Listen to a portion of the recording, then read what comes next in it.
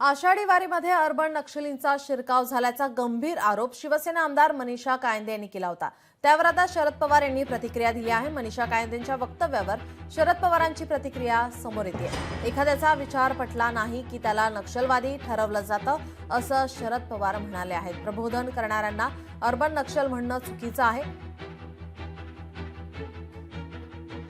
लोकायतच किती काम केले, कित्येक वर्ष आपण पाहतोय खटले दाखल झाले असलेले नक्षलवादी वारीत असू शकतात, असंही शरद पवार म्हणाले आहे।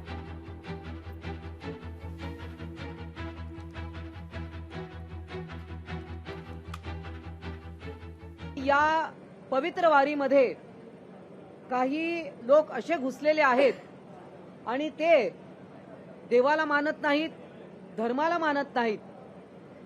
ते ठीक आहे, तो त्यांचा अधिकार आहे, परंतु हे असे लोक वारीमध्ये घुसलेत, ते हिंदू धर्माबद्दल, या वारीबद्दल अपप्रचार करत आहेत। वेगवेगळ्या बोगस नावाखाली काही संघटना जसं की संविधान दिंडी, पर्यावरण दिंडी, पंढरपूरच्या वारीचा अशा प्रकारे हे गैरफायदा घेत आहेत। मला फारशी माहिती नाहीये, पण त्यातल्या दोन संस्थांची नावं जी आज छापून आली, त्याच्यात एक लोकायत नावाची संस्था आहे आणि त्यांचं काम मी बघितलेलं आहे।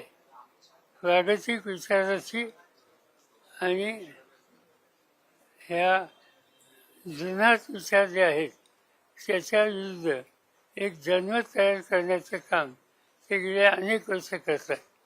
ते नक्षल नाही, आज एक फॅशन झालेली आहे। आता मध्यंतरी काही लोकांच्या खचले भरले गेले, काही लोकांना वर्षभर तुरुंगात टाकण्यात आले, नंतर अंतिम कोर्टाचे निर्णय अनुकूल आले। नक्षल आणि नक्षली म्हणून शिक्का मारून त्यांना एक प्रकारचं नियंत्रित करण्याचं काम हे केलं जातंय।